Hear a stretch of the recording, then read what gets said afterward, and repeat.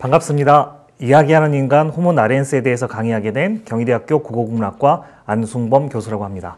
네, 오늘은 그 인간이 호모 나렌스다라는 사실에 대해서 우리가 한번 되돌아볼까 합니다. 제가 이야기를 한번 해드릴게요. 아마 모든 사람들이 다 아는 이야기거든요. 옛날로 시작되는 이야기입니다. 옛날에 한 소녀가 있었습니다. 그런데 엄마가 돌아가셨어요. 그리고 아버지와 함께 살았는데 아버지가 새어머니를 들이셨거든요. 근데 그리고 나서 아버지가 또 돌아가셨어요. 이야기는 보통 결핍에서 시작됩니다. 아무것도 부족함을 느끼지 않으면 욕망이 생기지 않거든요, 사실. 이 부모가 돌아가신 상황에서 이 소녀는 그 새엄마와 함께 살아야 됩니다. 근데 새엄마에게는 배다른 언니들이 있었어요. 구박을 받으면서 살죠. 이 정도 이야기하면 아마도 그 시청하시는 분들 모두가 제목을 아마 말할 수 있을 거예요. 근데 아마 꾹 참으시고 한번 더 들어보세요. 근데 어느 날 왕자님의 무도회가 열렸습니다. 신부감을 이제 구하기 위한 일종의 파티였는데요. 이 소녀도 가고 싶었어요. 그런데 이 소녀는 갈 수가 없었어요. 왜냐하면 새어머니가 임무를 줬기 때문에, 미션을 줬기 때문에. 그래서 새엄마와 그 언니들, 아마 2명이라고 보통 많은 이야기에서는 많이 회자되죠. 왕자님 무도회에 갔어요. 새엄마가 미션을 줬기 때문에 이 그 소녀는 갈 수가 없었어요. 그래서 정말 가고 싶은 마음이지만 집에서 집안일을 하다가 이때 초자연적인 힘이 개입합니다. 보통 옛날 이야기는 시련을 거쳐서 보통 초자연적인 힘에 의해서 뭔가 역전의 계기가 마련되거든요. 그래서 이 소녀는 요정을 만나서 말과 마부, 마차, 그리고 유리구두를 얻게 됩니다. 그런데 이때 보통 옛날 이야기는 딱 이 타이밍에 금기가 주어지거든요. 바로 12시죠. 종이 12번 치기 전에 되돌아와야 된다. 왜냐하면 마법이 풀리기 때문에. 그래서 이 소녀는 새롭게 꾸며진 옷과 마차와 그리고 유리구두를 신고 무도회에 갑니다. 드디어 12시가 되었습니다. 종이치기 시작합니다. 근데 그제서야 생각이 난 거예요. 돌아가야 되는데. 황급하게 이 소녀가 왕자님의 품에 있다가 집으로 되돌아가는 중에 유리구두를 한 짝을 흘리죠. 이 왕자님이 나중에 이 소녀를 잊지 못해서 유리구두를 들고 이 신발에 맞는 사람을 찾았다는 거 아닙니까? 물론 현실에서는 230mm, 240mm 신발 신는 사람이 주변에 너무 넘치지만 이 유리구두에 꼭 맞는 발을 가진 사람은 이 소녀밖에 없었어요. 그래서 결국 이 소녀를 찾아내죠. 이야기의 결말은 항상 권선징악입니다. 여러분이 모두가 아는 이야기입니다. 유럽에서 시작된 신데렐라라고도 알려져 있고 또 제투성이 소녀라고도 알려져 있는 바로 그 이야기죠. 근데 제가 여러분이 또 모두 아는 우리 한국에서 전해 내려온 또 다른 이야기를 제가 알려드릴게요. 전북에서 전해 내려오는 최만춘 씨 이야기거든요. 옛날에 한 소녀가 있었습니다. 어머니가 돌아가십니다. 그리고 아버지와 단둘이 살게 됩니다. 근데 아버지가 또 새어머니를 드립니다. 새어머니에게는 누이가 한 명 있었습니다. 여동생이. 그렇게 해서 새로운 어떤 가정을 꾸렸는데 이때 아버지가 또 돌아가신 거예요. 그리고는 계속 구박을 당하고 그 가정 내에서 폭력에 시달리면서 이 시련을 견뎌야 되는 거예요. 이때 외갓집에서 잔치가 열립니다. 이 외갓집은 자신의 친어머니의 외갓집으로 보통 나옵니다. 근데 못 가는 거예요. 왜냐하면 새엄마가 또 못 가게 너 임무를 주는 거죠. 뭐 밑 빠진 독에 물을 다 부어야 된다. 곡식 다 빻아야 된다. 그 다음에 뭐 천을 다 기워야 된다. 이런 미션을 주는 거예요. 근데 그 시간 내에 해낼 수 있는 정도의 양이 아닌 거죠. 결국 못 갑니다. 혼자. 근데 이때 뭐가 개입한다고요? 초자연적인 힘이 개입하죠. 그래서 선녀가 내려와서 뭐 천을 다 기워주고 참새가 곡식을 다 빻아주고 결국 미션을 다 수행한 다음에 외갓집 잔치를 참여하려고 떠나죠. 그때 고을 원님이 이제 행차를 합니다. 뭐 인사를 하다 급하게 절을 하다가 신발 한 짝을 이 꽃신을 시냇물에 떠내려 보내게 돼요. 근데 이 고을 원님이 짧은 순간이지만 이 소녀를 본 거예요. 너무 예쁘고 너무 마음에 들었던 거죠. 그래서 굳이 떠내려간 신을 찾아오라고 해서 그 신을 들고 그 신발에 맞는 주인을 찾습니다. 여기서부터는 또 권선징악입니다. 징악의 부분이 굉장히 잔혹해요, 사실. 옛날 이야기들의 진짜 모습을 보면. 그러니까 권선이 강조되는 걸로 보통 동화에서는 이렇게 마무리가 되지만 징악의 측면도 상당히 강합니다. 어찌됐든 그 부분까지도 닮아 있어요. 제가 지금 무슨 이야기를 했는지 여러분 아마 다 아실 겁니다. 콩쥐팥쥐 이야기죠. 예, 신데렐라 이야기와 콩쥐팥쥐 이야기는 대단히 닮아 있습니다. 보통 사건의 연결 관계, 사건이 어떻게 배열되는가 이 부분을 우리가 보통 플롯이라고 부르거든요. 근데 이 플롯, 장면이 연결되는 과정부터 대단히 닮아 있어요. 여러 가지 설이 있습니다. 실크로드를 따라서 많은 사람들이 옛날에도 왕래를 했기 때문에 이야기가 전해지고 또 어떤 이야기가 전해 내려오고 이런 일들이 있지 않았을까. 물론 그 설도 나름대로 설득력을 가진다라고 생각합니다. 그러나 더 중요한 것은 인간에게는 보편적인 선악관이 있고 보편적으로 추구하는 가치가 있습니다.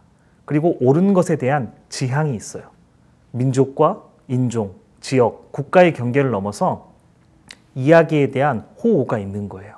그래서 제투성이 소녀의 이야기를 누가 처음 만들었는지 알 수 없고 콩쥐팥쥐 이야기를 누가 처음 만들었는지 알 수 없고 어떤 이야기가 더 먼저인지도 불명확하지만 또 분명히 유럽에서 만든 사람, 우리나라에서 만든 사람이 있을 수 있는데 이 두 사람이 당연히 모여서 동아리 활동을 한 것도 아니죠. 근데 이렇게 닮아 있다는 것은 우리 안에 보편적인 원형적 심성이 있다. 그리고 그것이 이야기로 표출된다는 거죠. 이것을 두고 저는 인간이 호모 나렌스의 어떤 작은 증거라고 저는 생각합니다. 그래서 인지과학자 중에서 로저 생크라는 사람은 이런 말도 합니다. 지식은 경험과 이야기의 집합이 되며 지능은 경험을 솜씨 있게 사용하며 이야기를 구성하여 전달하는 능력이 된다. 그래서 여러분은 이야기형 인간인 거예요. 우리가 지식이라고 말하는 것, 지능이라고 말하는 것, 누군가와 지능과 지식을 주고받으면서 누군가와 관계를 맺는 이 과정, 이 모든 게 이야기를 중심으로, 특히 경험화된 이야기를 중심으로 오간다는 거죠. 그래서 여러분과 저는 호모 나렌스입니다. 이 호모 나렌스의 증거를 찾는 것은 경험적으로 굉장히 많은 데서 찾을 수가 있어요. 제가 한 이야기를 한번 만들어 볼게요. 옛날에 어떤 선조가 그 무동력 배라고 합시다. 그냥 뗏목 같은 거. 이 배를 타고 바다로 나갔어요. 근데 물고기를 발견했어요. 굉장히 큰 물고기라고 합시다. 큰 물고기를 발견해서 이 물고기를 잡아가면 가족들이 다 먹고 살 수 있는, 오랫동안 굶주림에서 해방될 수 있는 정도의 아주 큰 물고기고 반드시 잡아야만 하는 물고기였다고 합시다. 근데 그 물고기를 잡기가 힘들어서 사투를 벌이면서 점점 더 먼 바다로, 원해로 나간 거예요. 완전한 암흑이에요. 빛 하나가 없어요. 그러면 어떻게 돌아가죠? 보이는 게 바다밖에 없는데 이 밤에 무동력 배를 타고 어떻게 돌아갈 수 있었을까요? 별자리입니다. 별자리. 별자리는 동서남북의 표지를 해주는 어떤 항구적인 수단이 되었을 수 있어요. 그래서 역으로 생각해보면 별자리에 이야기가 없는 민족이 없습니다.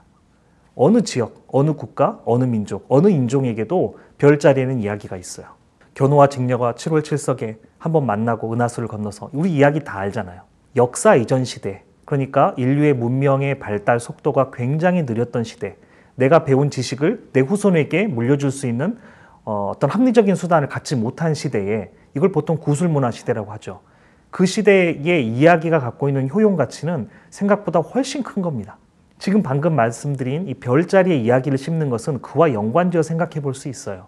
이 별자리 이야기를 알고 있었다면 옛날 선조 중에 바닷가에서 오로 생활을 하면서 살았던 사람 중에 이 별자리 이야기를 잘 알고 있는 사람들은 방금과 같은 아주 위험한 순간에 처했을 때 집으로 되돌아갈 수 있는 현실적인 지식을 얻을 수가 있었겠죠. 그렇습니다. 이야기는 지식을 전수하는 수단이 되었을 수 있어요. 과거에는.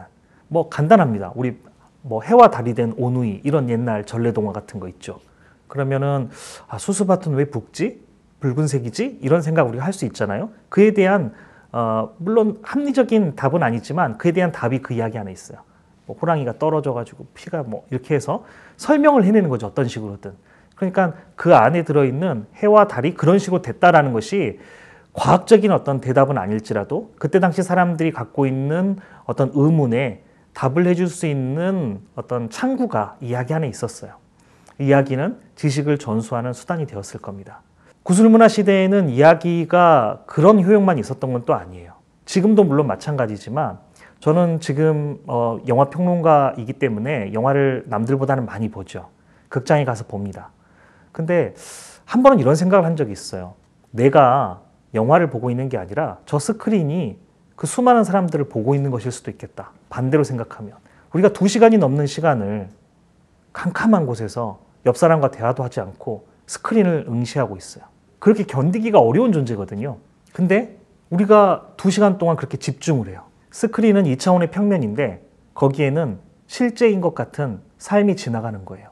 이때 말하는 삶은 서사입니다. 서사. 더 쉬운 표현으로 그냥 이야기라고 하죠. 어떤 이야기가 지나갑니다. 이야기는 장기 기억 효과와 몰입감을 만들어냅니다. 아까 그 별자리에 이야기를 심었다고 했을 때 그냥 별자리를 그냥 형태로만 외운다고 하면은 잘 기억이 안 될 수 있어요. 그러나 별자리에 이야기를 심어놓고 그 이야기로 그 별자리를 이해하기 시작하면 그 별자리 모양을 잊어버리지 않아요. 왜냐하면 장기 기억 효과가 생기거든요. 몰입감이 생기거든요. 그래서 오늘날 뭐 여러 그 학습지 또는 참고서 교재에 스토리텔링이 들어가 있는 교재명이 많다는 걸 제가 확인했어요. 스토리텔링은 그런 힘이 있습니다. 이야기를 통해 상호작용한다는 것은 그런 힘이 있죠. 스크린에 지나가는 누군가의 이야기를 마치 내 이야기인 양 내가 올라탔기 때문에 2시간이 금방 지나가는 겁니다. 내가 주인공과 동기화돼서 그것을 내 인생인 양 살아내기 때문에 흡사 내가 그런 체험을 하는 것처럼, 그래서 그가 슬프면 내가 슬프고 그가 행복하면 내가 행복하는 체험을 그렇게 밟아가면서 남의 인생을 내 인생인 양 시뮬레이션 해보는 거죠. 구술문화 시대의 이야기는 진짜 내 삶을 시뮬레이션 해보는 진짜 몇 안 되는 도구였을 수 있어요. 그래서 거기에는 교훈이 있고 여러 가지 지식이 있어요. 다른 이야기 한번 해볼까요? 여러분들이 아주 시골에서 뭐 살아본 경험이 있다면은 뒷산의 큰 나무, 지형지물에 있어서 좀 인상적인 모든 곳에는 아마 이야기가 있었을걸요? 우물에 얽힌 이야기, 큰 바위에 얽힌 이야기 다 있었을 겁니다. 옛날 농경사회였기 때문에 그곳으로부터 멀리 벗어난다는 것은 상당히 위험한 일입니다. 왜냐하면 여기서 내가 먹고 살 수 있는 생존의 수단이 다 여기에 있거든요.